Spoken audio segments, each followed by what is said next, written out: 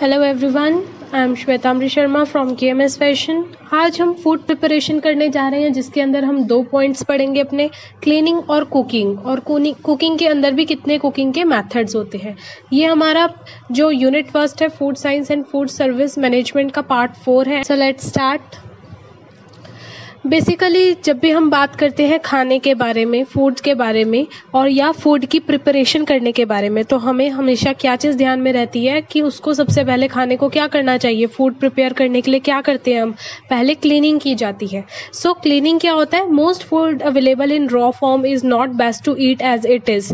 जितने भी फूड्स होते हैं, जितने भी तरह के फूड्स होते हैं, वो सारे के सारे कैसे होते हैं, रॉ फॉर्म में, मतलब कच्ची फॉर्म में होते हैं। कच्चा होता है, वो रॉ होते हैं, ठीक है। और उनको एज इट इज नहीं खाया जा सकता। कोई भी ऐसे नहीं होते जिसको क्या करें हम एज इट इज खा ले, उनको पकाना पड़ता है, ठीक है। सो फर्स्ट स्टेप क्या चीज़ होती है, उसके अंदर हमें क्या करना होता है, सबसे पहले उसको साफ करना होता है, क्लीन करना होता है। ये बहुत ज़्यादा इम्पॉर्टेंट होता है, बहुत ज़्यादा एक ज़रूरी, बहुत ज़्यादा इम्पॉर्टेंट चीज़ होती है कि हमें क्या करना चाहिए, क्लीन करना चाहिए। किसको, नेचुरल फ्रूट्स को, वेजिटेबल्स को, ग्रेन को और मीट को। क्यों, अब देखो, जैसे अगर हमने यहाँ पर मीट का एग्जाम्पल लिया, तो मीट क्या होता है, मीट जो एक फूड प्रोडक्ट है, मीट भी हमारा, उसको क्या होता है जब भी हम उसको कंज्यूम करते हैं, ठीक है, तो पहली बात तो इसके अंदर क्या होता है, बहुत सारे हार्मफुल बैक्टीरियाज प्रेजेंट होते हैं, जिसको अगर हम क्लीन नहीं करेंगे अच्छे से तो क्या होगा, हमें हानिकारक, हमें हमारे लिए हार्मफुल होंगे, ठीक है। और ज़्यादातर जो फूड प्रोडक्ट्स होते हैं जिसको हम आजकल खाते हैं, कंज्यूम करते हैं, उसको कैसे उगाया जाता है, उसको कमर्शियली ना उगा के, ठीक है। जैसे पहले टाइम में क्या होता था, उपजाऊ जो खाद डलती थी वो सारी कैसे डलती थी, हमारी जो हानिकारक ना हो वो डलती थी। लेकिन आजकल क्या होता है, पेस्टिसाइड्स, इंसेक्टिसाइड्स और केमिकल्स को इस्तेमाल किया जाता है ताकि हमारी क्रॉप्स, हमारी जो फसल है वो सही रह सके, ठीक है। तो इसीलिए हमें क्या करना होता है, खाने से पहले केमिकल्स को वॉश करना होता है। Chemical should be washed, chemical को वॉश कर देना होता है। साथ के साथ क्या होता है, जो डस्ट होती है, मिट्टी होती है, नेचुरल बैक्टीरियाज होते हैं या हमारे केमिकल्स होते हैं जो अलग अलग तरह के इंसेक्ट्स और बर्ड से आते हैं, उन सबको भी क्या करना चाहिए, क्लीन कर देना चाहिए। और क्लीनिंग का प्रोसेस क्या है, वाटर क्लीन करना चाहिए। क्लियर। क्लीनिंग जब हमारी हो गई तो उसके बाद हमारा अगला पॉइंट आता है कुकिंग का। कुकिंग क्या होता है, ये हमारा जब हमारे इंग्रेडिएंट्स, जब हमारे रॉ मटेरियल क्लीन हो जाए, आफ्टर क्लीनिंग नेक्स्ट स्टेप क्या होता है, फूड प्रिपरेशन का, कुकिंग होता है।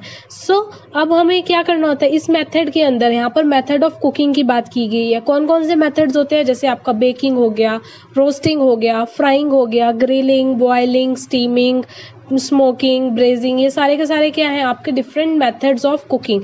इन्हीं की बात आज हम करेंगे कि मेथड्स कौन कौन से होते हैं। उसके बाद जैसे आपका क्या होता है, अलग अलग लेवल्स जो होते हैं हमारी खाना बनाने के लिए, तो उसके लिए कहीं में हीट, कहीं पे मॉइस्ट, अलग अलग तरह से टाइम के हिसाब से और प्रिपरेशन मेथड के हिसाब से हमें अलग तरह से कुकिंग करनी पड़ती है। और फूड को हीट किस लिए किया जाता है, ताकि उसके अंदर जो बैक्टीरियाज है, जो कीटाणु है, जो माइक्रो ऑर्गेनिजम्स है, वो किल हो सके, वो मर सके। और साथ के साथ ही जो उसका फ्लेवर है, जो उसका टेक्सचर है, वो क्या हो सके, एनहांस हो सके, एक अच्छा टेक्सचर क्रिएट हो सके। सो कुकिंग बहुत ज्यादा इंपॉर्टेंट है।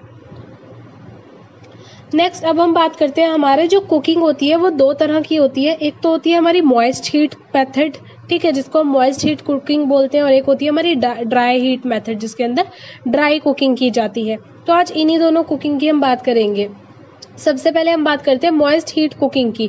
मॉइस्ट हीट कुकिंग का मतलब क्या है कि स्टीम हो गई, लिक्विड हो गया, वाटर हो गया, ठीक है, इनके द्वारा हमारी क्या हो रही है, कुकिंग की जा रही है। सो जैसे कि आपका सबसे पहला आता है बॉइलिंग। बॉइलिंग क्या होता है, जिसके अंदर उबलते खाद्य पदार्थों को सिर्फ 100 डिग्री सेल्सियस पे पानी में डुबोकर और उस तापमान पर पानी को बनाए रखने की विधि जब तक कि भोजन निविद ना हो जाए। इसका क्या मतलब है कि जो आपका बॉइलिंग कब करते हैं हम, बॉयल कब करते हैं, आप आलूओं को बॉयल करते हैं ना, पोटैटो बॉयल करते हैं, कैसे करते हैं, पानी में पोटैटो डाल देते हैं, कुकर के अंदर डाल देते हैं और उसको बॉयल होने के लिए रख देते हैं। कब, जब पूरी फुल आंच पे हमारा पानी, जब किसी भी खाद्य पदार्थ को हम पानी के अंदर डालते हैं और वाटर को हम क्या करते हैं, वाटर में डुबो देते हैं और उसके बाद 100 डिग्री सेल्सियस पे बने रहने देते हैं तापमान, और उसको हमारा जो भी खाना होता है वो नरम हो जाए जब तक, तो इस विधि को हम बॉयलिंग विधि बोलते हैं। जैसे आप चावल पकाते हैं, अपने चावल बनाते हैं ना, हम पानी में डुबो देते हैं और उसको पकाते हैं।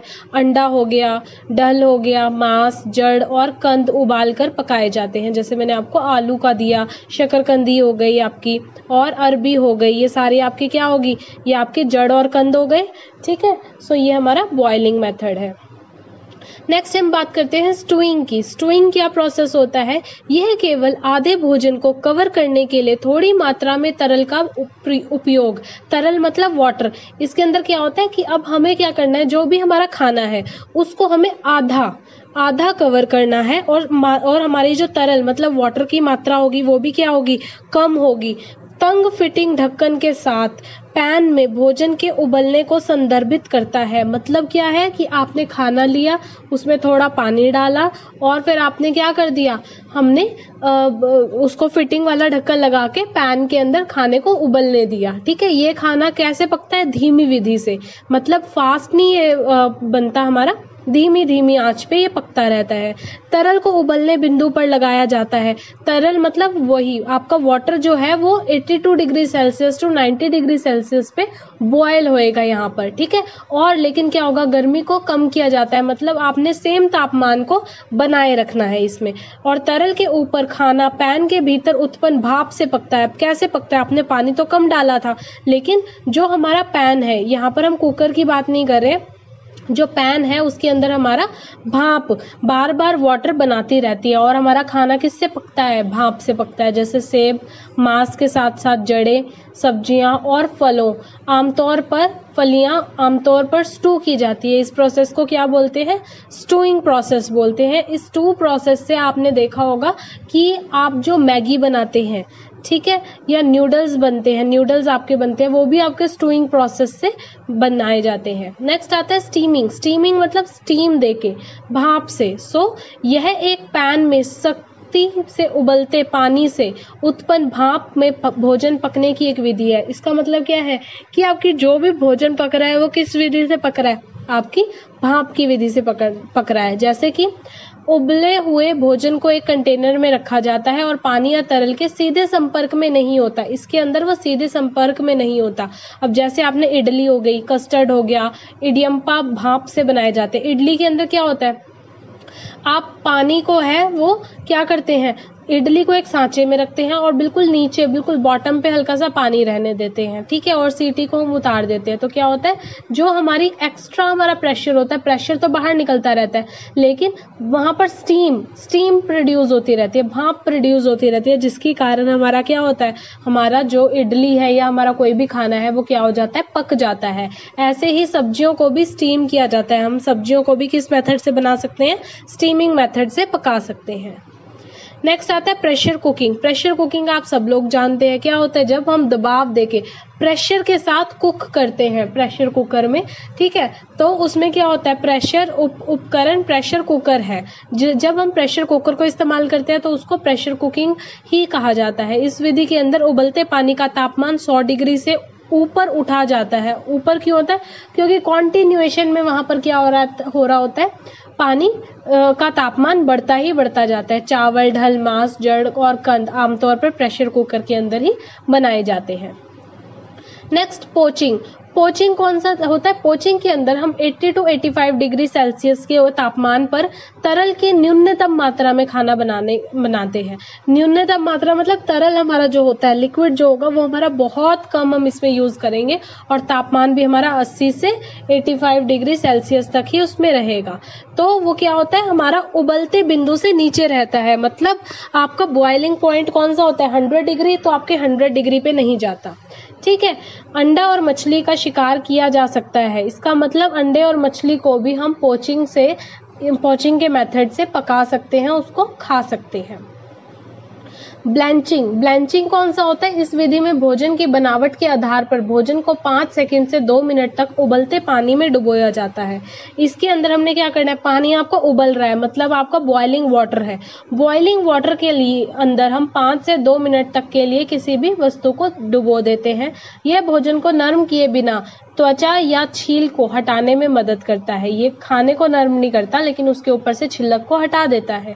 ठीक है, भोजन पर पर्याप्त उबलते पानी को कम अवधि के लिए डुबोते हैं, लेकिन तुरंत ही ठंडे पानी में डुबो कर भी ब्लैंचिंग की जाती है। कैसे होता है कि हमने आप इसका ना वैसे अगर सरसरा एग्जांपल लेना है तो जब आप पोहा बनाते हैं तो पोहे को क्या करते हैं, हम एक बार हम उसको गर्म पानी के अंदर डालते हैं, एकदम निकाल के उसको ठंडे पानी के अंदर फिर डाल देते हैं, डुबो देते हैं। ठीक है, क्या होता है, हमारा पोहा भी नरम हो जाता है। ठीक है, तो इस प्रक्रिया के अंदर क्या होता है, जो भी हम पदार्थ को डालते हैं, जो भी हम भोजन पदार्थ को डालते हैं, उसकी त्वचा ढीली हो जाती है और उसे आसानी से छील दिया जाता है। ये बेसिकली पील करने के लिए, छीलने के लिए ही हम किसी चीज को गर्म उबलते पानी के अंदर डालो और उसको एकदम से 5 सेकंड से 2 मिनट के बीच में निकाल के ठंडे पानी के अंदर उसको डाल दो, जिसकी वजह से उसके ऊपर की खाल क्या होगी, उतर जाएगी। इस प्रोसेस को क्या कहते हैं हम, ब्लैंचिंग।